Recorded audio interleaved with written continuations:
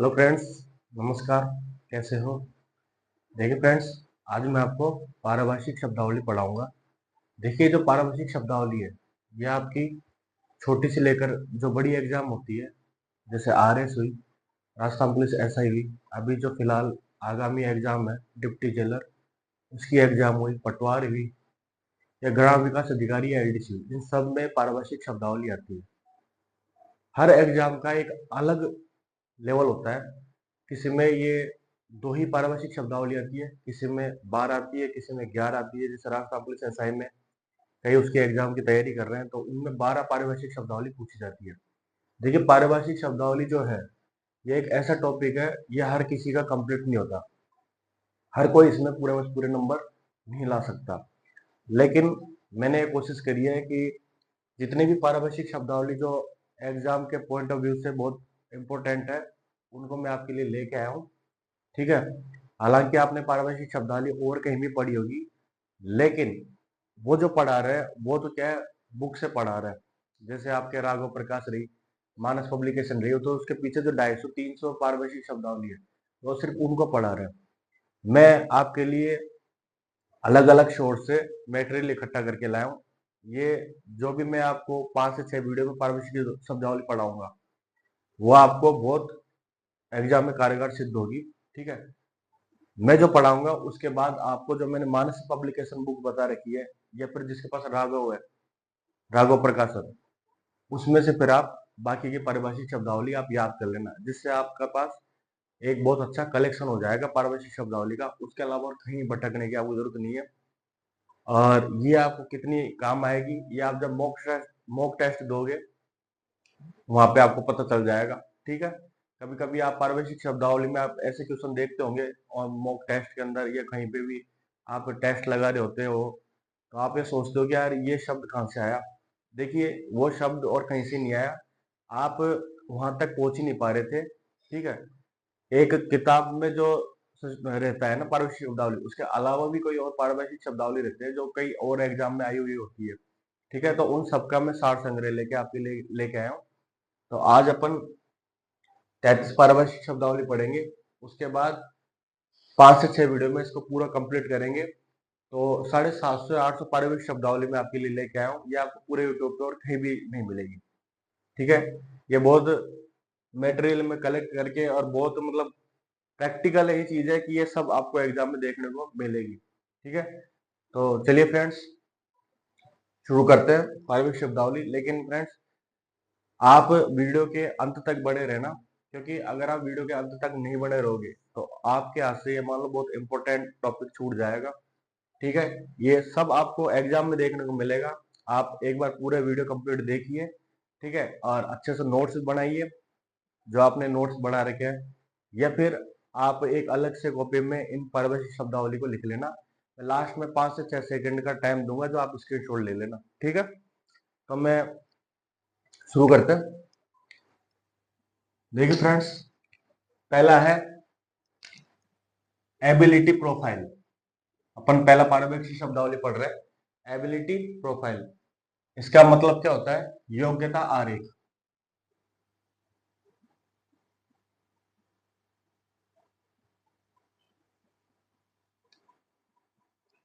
ठीक है फ्रेंड्स। दूसरा है, देखो, एबिलिटी यानी होता है योग्यता, प्रोफाइल यानी होता है आरेख। कभी कभी एग्जाम में सिर्फ एग्जामिनर कैसे कंफ्यूज करता है, एबिलिटी तो दे देगा, लेकिन आपने क्या पढ़ रखा है एबिलिटी के आगे? प्रोफाइल। तो वो प्रोफाइल नहीं देके कुछ और शब्द दे सकता है, तो आप जल्दबाजी में क्या कर दोगे, उसका अर्थ उत्तर योग्यता आरेख, जबकि उसका अर्थ उत्तर जो योग्यता आरेख नहीं होगा। आपको पेपर में ढंग से ये देखना है कि एबिलिटी प्रोफाइल ही लिख रखा है ना इंग्लिश में, ये शब्द ही लिख रखे हैं ना, तब जाके योग्यता आरेख करना है। कभी कभी तो क्या है, एबिलिटी दे देता है, बराबर दे देता है हिंदी कोई शब्द, तो स्टूडेंट क्या करते हैं, योग्यता आरेख ही कर देते हैं, जबकि उसने आरेख की स्पेलिंग तो दी नहीं। ठीक है। तो एबिलिटी और प्रोफाइल दोनों दे रखे हैं, तब योग्यता आरेख करना है। अगर प्रोफाइल लिखा जाए तो आरेख करना है। ठीक है। प्रोफाइल में आप वो प्रोफाइल पिक्चर मत कर देना। ठीक है ना, ये प्रोफाइल उसकी बात नहीं कर रहा। एक और बात बता दूं, जो पारिभाषिक शब्दावली है, उसमें जो भी इंग्लिश के शब्दों के वर्ड के सामने जो मैं शब्द लिखूंगा, वही आपको याद करना है। ठीक है। क्योंकि अंग्रेजी एक ऐसा शब्द है जिसके कई अर्थ होते हैं। ठीक है। तो प्रोफाइल के आगे कुछ और पिक्चर भी दे सकता है कि वो पिक्चर होता है क्या, इसका अर्थ चित्र होता है क्या, तो चित्र वित्र नहीं होता, आरेख होता है। ठीक है, जो मैं इसके सामने दूं वही आपको याद करना है, उसके अलावा कुछ भी याद नहीं करना। दूसरा है ऑथेंटिकेशन। ऑथेंटिकेशन यानी क्या होता है, प्रमाणीकरण। प्रमाणीकरण। एक होता है ऑथेंटिक। ऑथेंटिक यानी क्या होता है, प्रमाणित। ऑथेंटिक यानी क्या होता है, प्रमाणित। और ऑथेंटिकेशन यानी क्या होता है, प्रमाणीकरण। ठीक है, ऑथेंटिकेशन प्रमाणीकरण। ठीक है, ऑथेंटिक यानी क्या होता है, प्रमाणित, और ऑथेंटिकेशन यानी क्या होता है, प्रमाणीकरण। तीसरा है रिम्बर्स।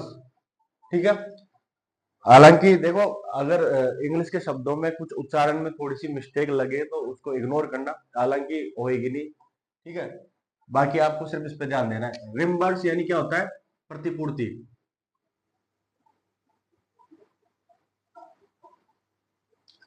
एक होता है इंडेमनिटी।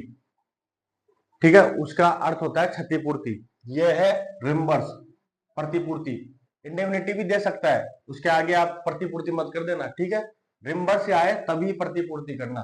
ठीक है, प्रतिपूर्ति का मतलब क्या होता है, जैसे किसी का कोई चीज का नुकसान हो गया हो, तो ठीक है, तो वो उसको क्या है, उसका नुकसान का हर्जाना दे देता है, तो वो प्रतिपूर्ति हो जाता है एक तरीके से। ठीक है, एरिया यानी क्या होता है, एरिया यानी होता है क्षेत्र। एरिया यानी क्या होता है, क्षेत्र। ठीक है, एक मंडल भी आता है, आपने मॉक टेस्ट में कभी एग्जाम में देखा हो मंडल, तो मंडल का अर्थ, मंडल की जो स्पेलिंग होगी वो एक अलग होगी, इसकी जो स्पेलिंग है एरिया, एरिया यानी क्षेत्र। एरिया की जो स्पेलिंग है उसका अर्थ क्षेत्र आएगा, मंडल भी आ सकता है, इलाका भी आ सकता है, तो वो नहीं करना। एरिया यानी सिर्फ क्षेत्र, जो इस शब्द के सामने लिख रखा है वही आपको एग्जाम में करना है। ठीक है, इक्विपमेंट यानी क्या होता है, उपस्कर।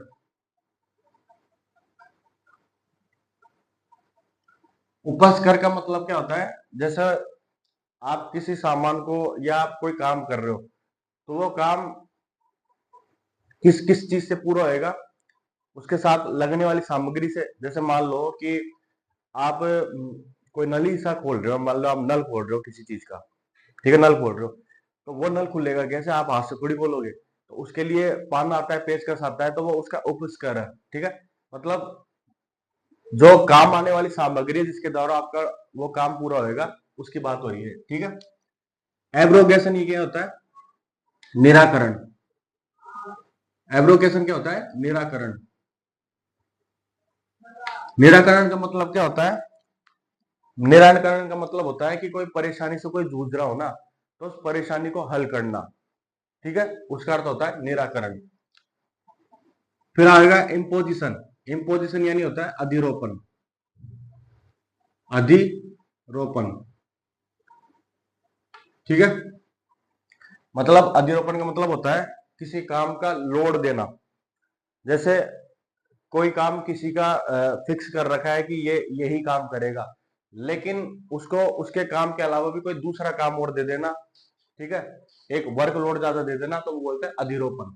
ठीक है, इसका और भी अर्थ होता है, लेकिन इसके इर्द गिर्द ही इसका अर्थ होता है। ठीक है, कंटीजेंसीज। कंटीजेंसीज यानी क्या होता है, आकस्मिक व्यय।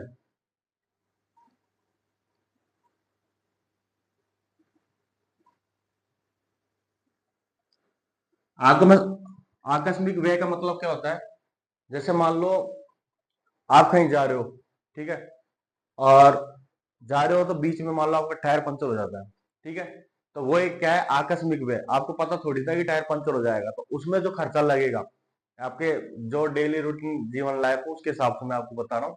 ठीक है, उदाहरण उसके हिसाब से बता रहा हूँ मैं। तो आकस्मिक व्यय ये कि आपका जो खर्चा आपको नहीं करना चाहिए था, लेकिन किसी परिस्थिति बस आपको वो खर्चा करना पड़ गया जिसकी जरूरत नहीं थी, तो उसको बोलते हैं आकस्मिक व्यय। ठीक है,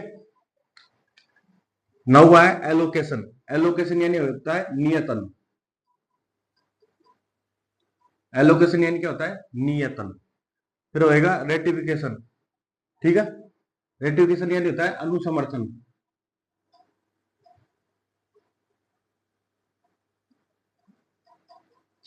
ठीक है,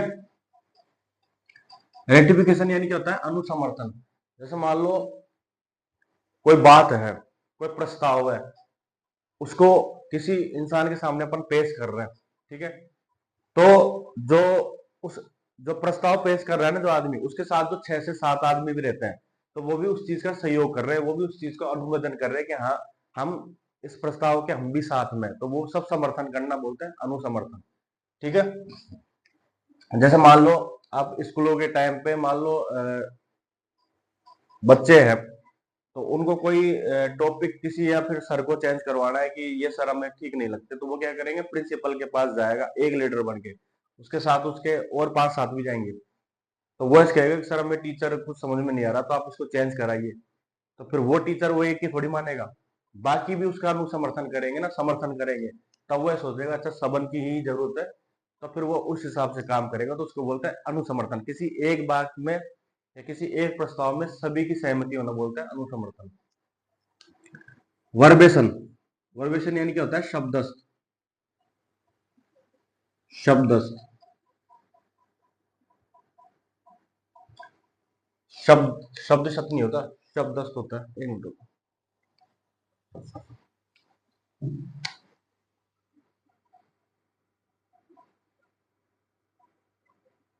शब्द,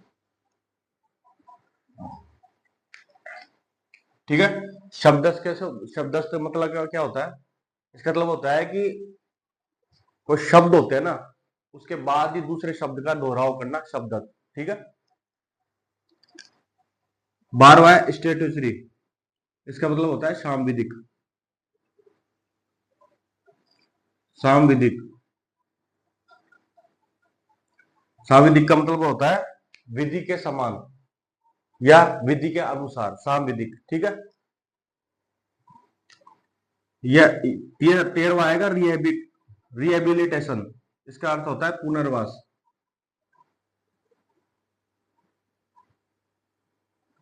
जैसे मान लो कोई लोग किसी जगह पर रह रहे थे, उनको वहां से निकाल दिया गया, फिर कोई एक आदेश आया कि इनको वापस वहां पे ही प्रतिस्थापित कर दो, मतलब वहां पे ही इनको रहने दो, तो वो वापस जब उसी जगह रहने आएंगे तो उसको बोलते हैं पुनर्वास, ठीक है।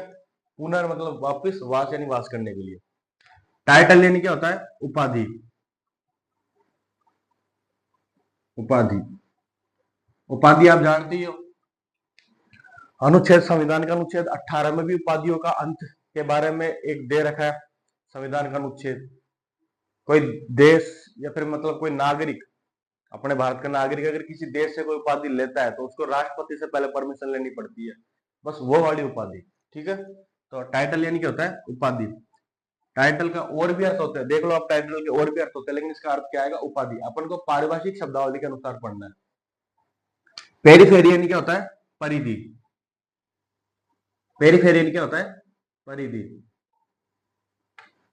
जैसे मान लो आप किसी जगह पे बैठे हो, कमरे में बैठे हो, क्लासरूम में बैठे हो, लाइब्रेरी में बैठे हो, तो उसके जो आपके आसपास चारों तरफ जो भी जगह है ना, वो जो बाउंड्री है, जिस बाउंड्री के बीच में आप हो, तो उसको बोलते हैं परिधि। 16 में आएगा टेम्परामेंटल, टेम्परामेंटल मतलब तुकन्ने मिजाज,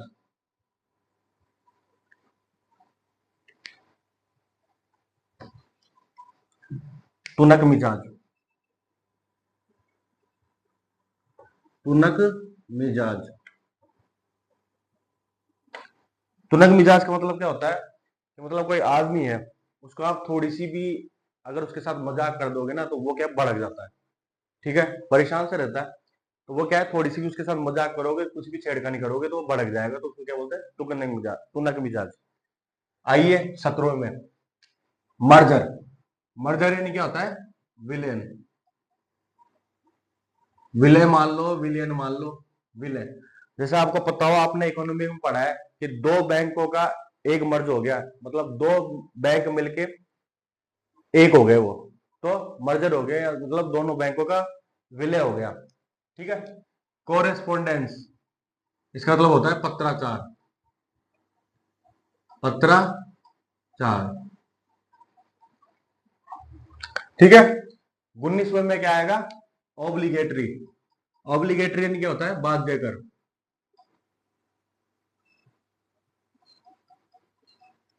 अब कैसे, मान लो आपका दोस्त है, वो आपके घर आया, आप पढ़ रहे हो, अब वो आपको जबरदस्ती करेगा कि यार अब घूमने चल।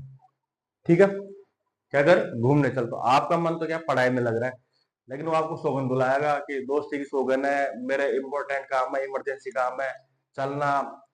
तो फिर एक तरीके से वो क्या है, आपको बाध्य करेगा कि आप अपनी पढ़ाई छोड़ के उसके साथ टाइम पास करने चलो। टाइम पास ही बोलते हैं उसको।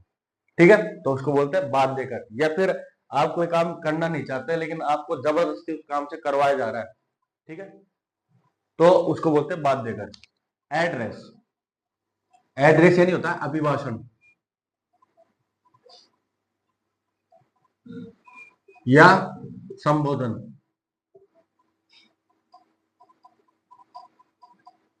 ठीक है, आपको पता हो कि जो पहली बैठक होती है संसद की, उसमें राष्ट्रपति अनिवार्य रूप से अभिभाषण देते हैं। ठीक है, वो वाला अभिभाषण।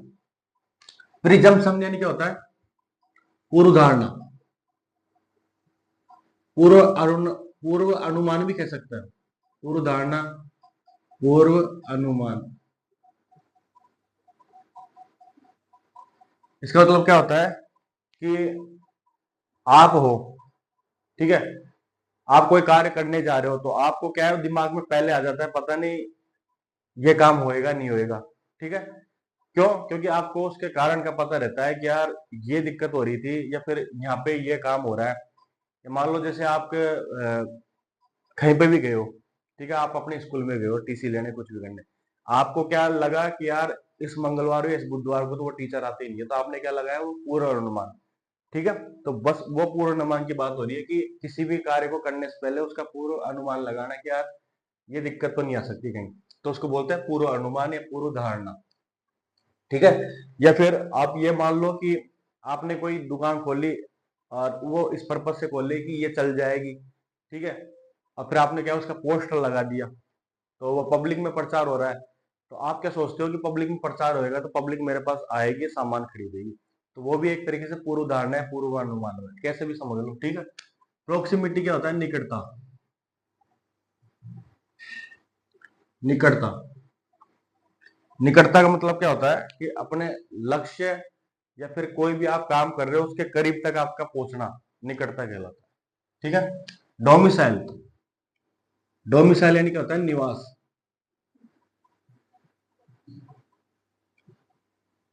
ठीक है, आपने कभी कोई सरकारी फोरम में देखा हो डोमिसाइल, यानी क्या होता है, निवास। आप किस जगह के निवासी हो, किस जगह आप निवास करते हो, ठीक है, आपका अस्तित्व कहाँ पर है, तो वो बोलते हैं डोमिसाइल यानी निवास। 24वें में आएगा इम्प्लीमेंटेशन। इम्प्लीमेंटेशन यानी क्या होता है, कार्यान्वयन। कार्यान्वयन का मतलब क्या होता है, आपको कोई कार्य सौंपा गया, ठीक है, फिर आप उस कार्य को करने के लिए शुरू हो गए हो, मतलब स्टार्ट कर दिया आपने वो कार्य करना, तो उसको क्या बोलते हैं, कार्यान्वयन। ठीक है, किसी काम को शुरू कर देना या किसी काम को लगातार करना, तो वो क्या बोलते हैं, कार्यान्वयन। 25वें में आएगा डिपोर्टेशन। डिपोर्टेशन ही क्या होता है, निर्वासन।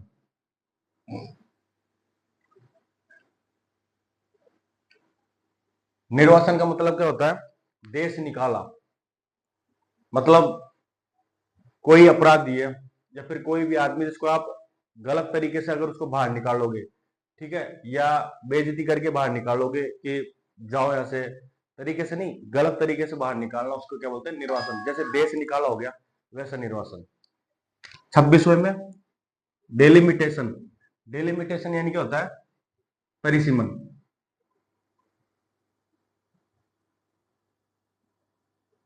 परिसीमन मतलब होता है कि जैसे कोई क्षेत्र है, तो पर्टिकुलरली उसी जगह का चुनाव होएगा, वो कौन से क्षेत्र में आता है, ठीक है, उसको परिसीमन करना बोलते हैं। ठीक है, फिर आएगा 27वें में इरेडिकेशन।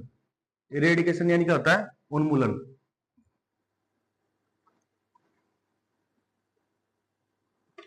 जैसे प्लेग है, ठीक है, प्लेग है, तो प्लेग 1995 में अपने भारत से उसका उन्मूलन हो चुका था। ठीक है, तो बस वो वाला उन्मूलन, किसी चीज का जड़ से खत्म हो जाना, उन्मूलन। 28वें में आएगा एंसिलरी, आनुषंगिक।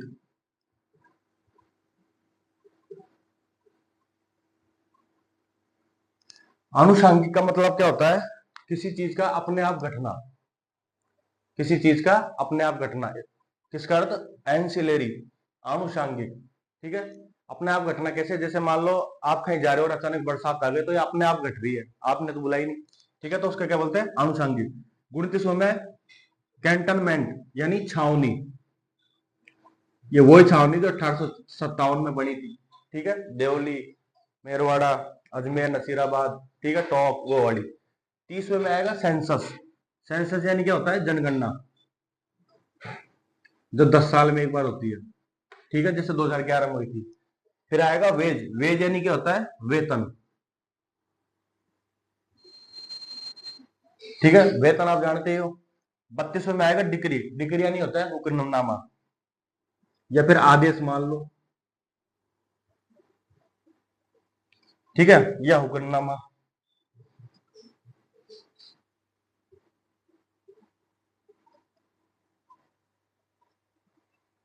हुक्मनामा है ना, हुक्मनामा नहीं, आदेश भी मान लो, हुक्मनामा भी मान लो।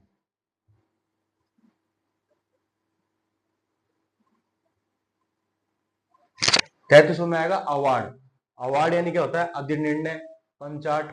ठीक है, इसके 3 अर्थ होते हैं।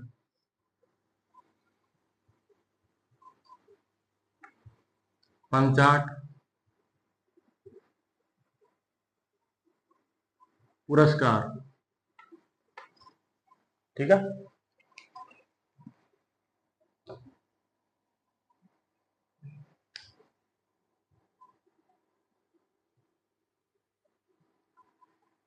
तो ये अपने आज 33 शब्द हो चुके हैं। आप इनको नोट्स बनाइए और इनको अपनी कॉपी में लिखिए और डेली इसको रिवीजन करिए। आज 33 है, कल बाकी के 33 34 लाऊंगा, ऐसे करके अपने 7 से 8 वीडियो में, या फिर 10 वीडियो भी लग सकते हैं, क्योंकि अगर मैं एक साथ 50 100 ऐसे कुछ कराऊंगा तो वो किसी काम के नहीं है, फिर वो आपको याद नहीं होंगी। ठीक है, तो एक दिन के 33 में थोड़ा ज्यादा लिखा के चल रहा हूँ, तो आपको आज ये याद करना है, फिर दूसरे दिन तीसरे दिन ऐसे करके आपको याद चलना है। 10 से 11 दिन बाद आपकी वीडियो कंप्लीट हो जाएगा, तो आपका पारिभाषिक शब्दावली कंप्लीट हो जाएगी। फिर आप जो बाकी की पारिभाषिक शब्दावली है, वो जो मैंने आपको बुक बता रखी है, जिसके पास जो भी हो, या सुभाष मानस की हो या फिर राघव प्रकाश हो, उसके पीछे जो पारिभाषिक शब्दावली दे रखी है, तो आप उनसे भी देख लेना। और मैं जो करा रहा हूँ एक्स्ट्रा, इसको भी देख लेना। और बाकी जो मैंने एमसीक्यू की हिंदी की बुक बता रखी है, उससे आप टेस्ट लगाना, आपको पता चल जाएगा आपने कितना पढ़ा। ठीक है फ्रेंड्स, तो मिलते हैं नेक्स्ट वीडियो में। धन्यवाद।